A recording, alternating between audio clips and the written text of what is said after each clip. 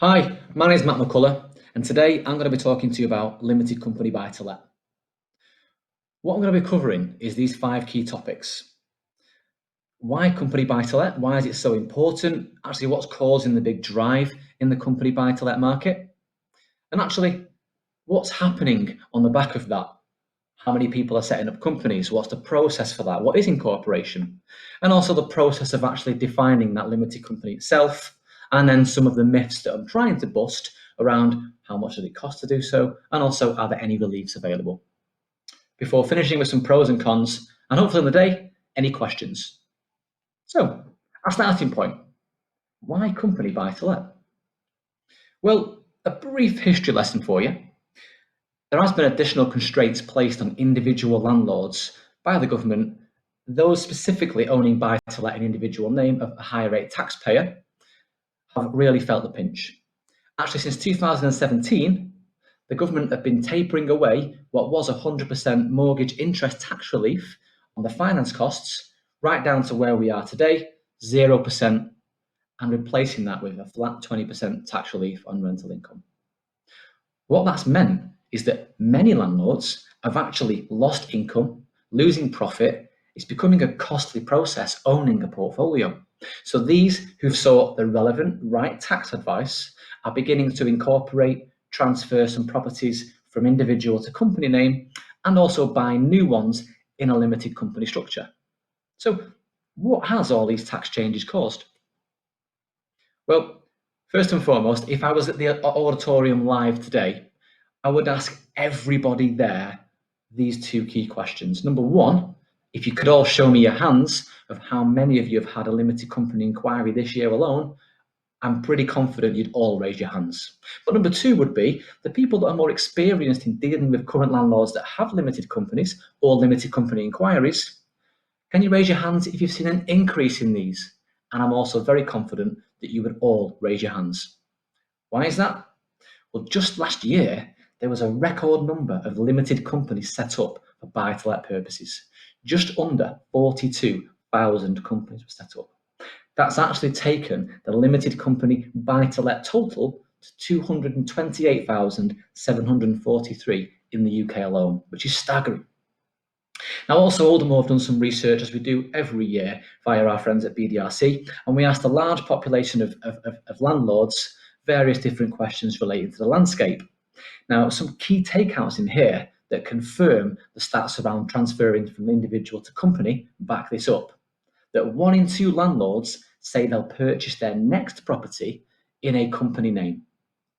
Also, on top of that, 13% of the actual landlords that we surveyed already have properties in a company name already, and a mixed portfolio, which means they've started that journey to either incorporate ones they've had in individual name to company or buy new ones in the company name. Let's not forget, 5 years ago, so many landlords fixed into a 5-year deal because the stamp duty surcharge was coming in, the ICR hurdles were coming in, the tax relief started. So these people are now coming off fixed rate mortgages that are potentially free to leave, making it potentially more cost effective to move into this area of the market. So why is this happening though? The bottom line is profit. Profit's being lost, right? But how much? Well, here's a very basic example of a generic made-up landlord that has 6 individually owned buy-to-let properties worth £1.8 million. They're receiving £72,000 a year in rental income, and it's costing them £24,500 in general expenditure and £40,000 a year in finance costs, inclusive of the mortgage interest. Now, we know they can no longer offset that as part of their expenses in their annual accounts. So that means you can see at the bottom of the screen, it's costing a landlord £3,500 a year. It's actually, let's reflect on that. A landlord that owns a property portfolio worth 1.8 million makes £72,000 a year in rental income, and it's actually costing them to have that. And that's crazy, right? So this person took the relevant and appropriate tax advice before doing any of this and transferred these properties into a company name. And by transfer, let's bust a quick myth already, yeah? These are purchases. When you are going down this journey, you are buying from yourself. So bear that in mind. It's not a remortgage that some people, unfortunately, do get mixed up with. So what does it mean now that we're in a company name? Why is incorporation right?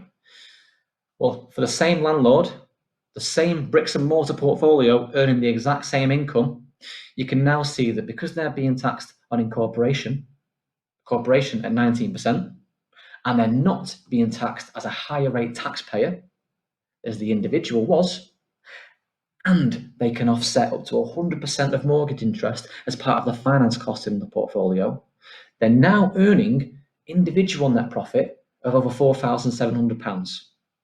Complete sea change from the structure before. But okay, so you come across a landlord that wants to do this, and I must stress, if you're getting inquiries as an intermediary about this at this point, you should always make sure they've had the relevant tax advice first. So how does one buy a company in property name or transfer from individual to company? Well, there's two main routes really. You normally see, in the main, the SPV route, the special purpose vehicle. Or if you've got a customer, a landlord, who already owns an existing trading company, they may be better off placing it in there. Well, let's start with the most obvious one, which is the SPV. What is a special purpose vehicle? Well, it's set up for one specific purpose or transaction. It's normally a company which is set up just to hold property and do nothing else. To actually enforce this, many lenders in the market insist that a specific SIC code, which defines what area of trade and business your company actually trades in, is to have relevant industry property specific SIC codes for the SPV.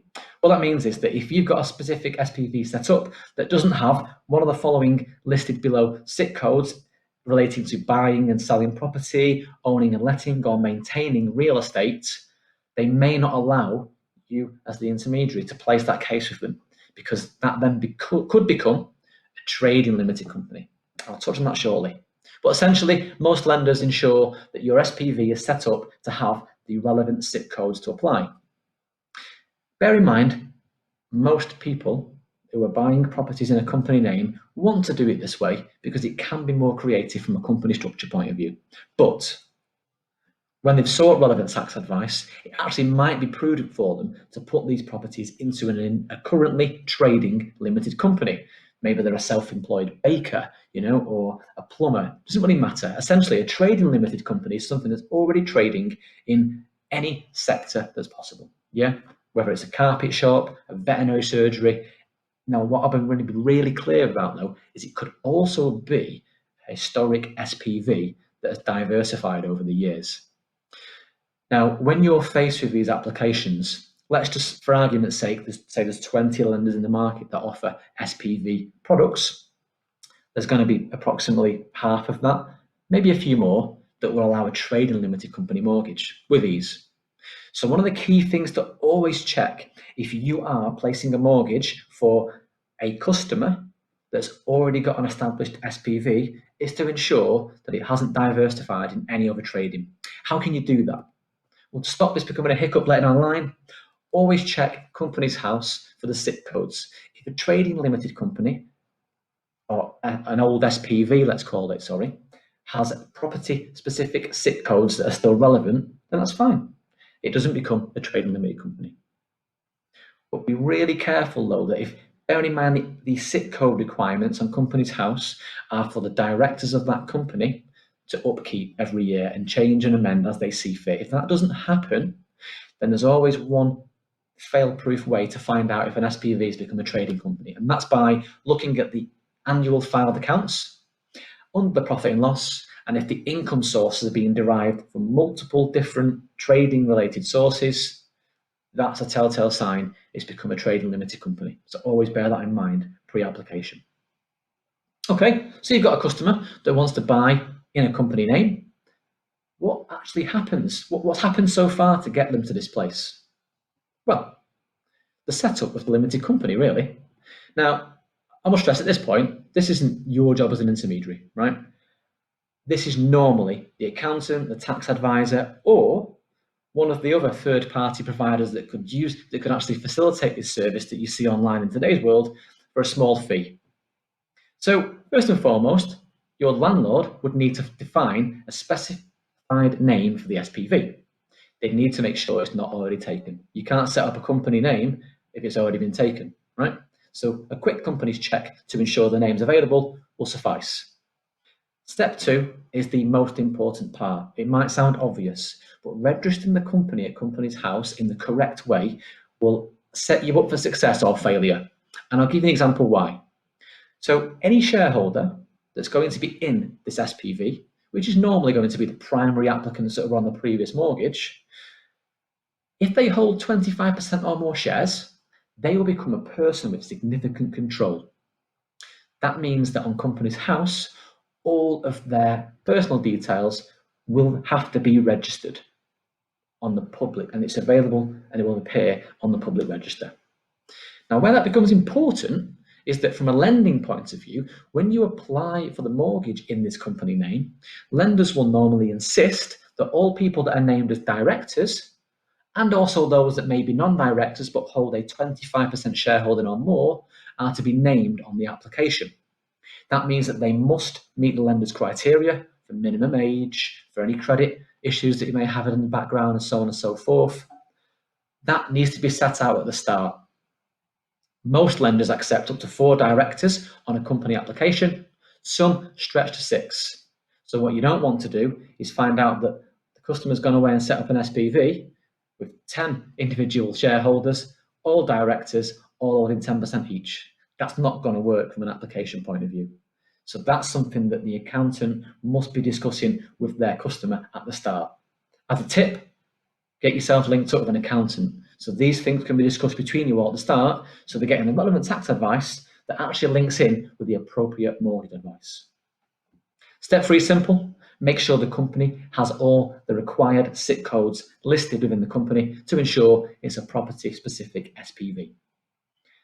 Step 4 can be very detailed, but I'm going to keep it simple. The articles of association do then need to be defined and supplied with the company registration. All this is the terms and conditions that company abides to. Who does what, when, how and why, basically. But be careful. When faced with a trading limited company application, always check the articles of association allows them to buy property. I've seen cases go wrong over the years where it's got to the solicitor stage and we've actually uncovered that the trading company excludes holding, maintaining and letting of property in that business. And that meant the case fell foul and had to start again as a separate SPV. So bear that in mind. And lastly, the easy bit, set up a business bank account. Most lenders will insist on the monthly direct debit being repaid from a business bank account. So before we move on, just remember what to consider. Link up with an accountant because you need to understand how many directors is going to be in the SPV. It's pointless setting up directorships that are going to exclude the company from actually being borrowed the money. If no lender will do it, make sure you can get that nailed at the start. Shareholding percentage of people within, again, for inheritance tax purposes, some people might have the appropriate advice to incorporate minors into this property portfolio at one stage, and when it's legally right to do so, they may start to increase shareholding. But bear in mind, the shareholding still needs to meet the lender's requirements to be on the application, and if they are on that, they need to meet the criteria for both age, credit, income, and all them sources. And finally, who has controlling shares versus none? Controlling shares can make you a person of significant interest, which then means that you'll be on the mortgage, which then means that actually, if you don't meet the criteria, it falls foul at the start again. Lenders don't like you changing the company structure to meet their criteria, so get that right at the start so it meets the main. So, you got to this stage now, your customer wants to buy or transfer into a company name. Is it actually effective? There's many things talked about in the market today, whether or not that, you've got bills to pay to do so, it's quite expensive, it's costly, I've got no allowances. Well, let's bust a few myths, right? So the first myth that we get, it can't be that costly, right? Actually, it can. Remember, these are purchases, right? First and foremost, if you're in the position of doing this, if you're incorporating from yourself to a company name, you've had tax advice. That's an expense that you've not had before. Secondly, they're going to be purchased at full market value, and they'll be subject to stamp duty. Yes, we're in a current stamp duty holiday now, but bear in mind that you will pay full stamp duty tax on whatever liabilities are there on these transfers or purchases. What's more, the people that are named on the application for either director or major shareholder purposes will need to sign personal guarantees in the majority.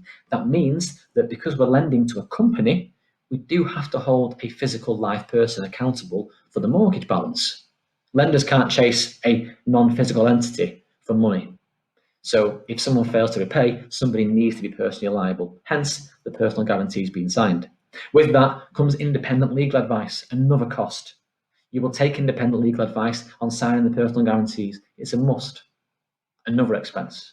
And finally, one that's not really a major cost, but could be costly for portfolio growth, is when you're lending to a trading limited company, many lenders will put a fixed charge, a debenture, over the assets of the company, meaning that once that loan is granted, you have to seek the lender's approval to actually grant further borrowing in that company. That could scupper portfolio growth if that's something you want to do in the future years. Bear in mind, previous landlord on the other slide example, £1.8 million, without any reliefs or any creative tax efficiencies, they could have been subject to over £80,000 in stamp duty alone just to transfer purchase into a company name. Okay, so that's a lot. But do I get any reliefs? Well, yeah, there are reliefs available, okay?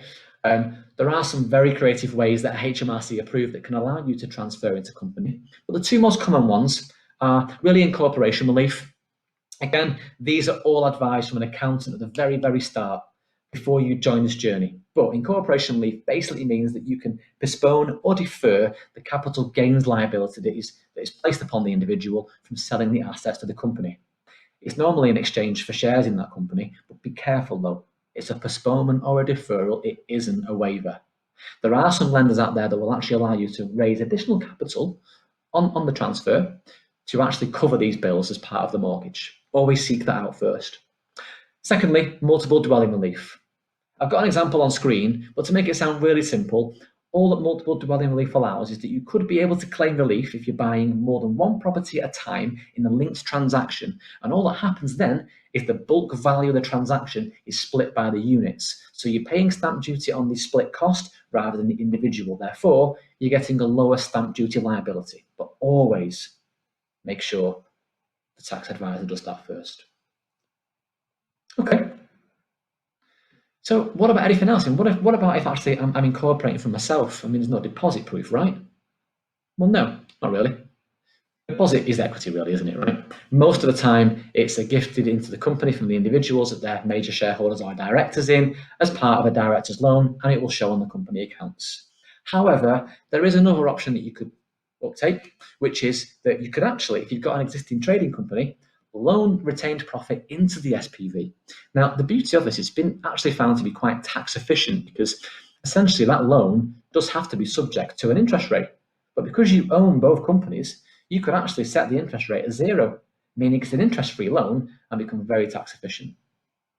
And also, the obvious point everyone talks about is you can plan for IHT purposes. You can add in 18, 19-year-old children into the SPV, lower shareholders, and over time, you can increase that shareholding to one day when you maybe want to retire as an individual landlord or whatever, you can have them be the owner and the beneficial owner of that property portfolio. And actually, by doing so, they could be exempt from all stamp duty liabilities and other liabilities as part of that because they've always been a shareholder. Again, tax advisor will also bear that in mind. Okay, so is incorporation right for you as a landlord? Well, the short answer is it's not for everybody, right?